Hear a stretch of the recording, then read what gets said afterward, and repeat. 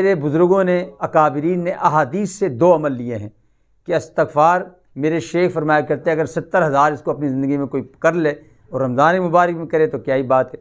अस्तग़फ़िरुल्लाह रब्बी मिन कुल्लि ज़ंबिन व अतूबु इलैह।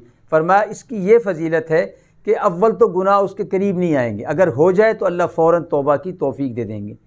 तो इस्तग़फ़ार को चलते फिरते उठते बैठते 70,000 पढ़ लें। और सबसे अहम चीज़ वो कलमा तय्यबा है।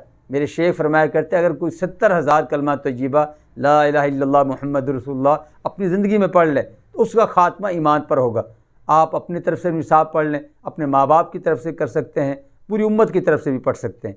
तो इसके लिए टाइम की कैद नहीं है, चलते फिरते उठते बैठते आप पढ़ना, बल्कि यूँ करें कि आप शुरू अब कर लें और ये दुआ करें कि या अल्लाह आप अपने फ़ज़ल से मेरे इस निसाब को पूरा फरमा दीजिए। तो जब ये इंशाअल्लाह पूरा रमज़ान आप गुजारेंगे इस तरतीब से तो आपका सफ़र बड़ा ही मुबारक होगा।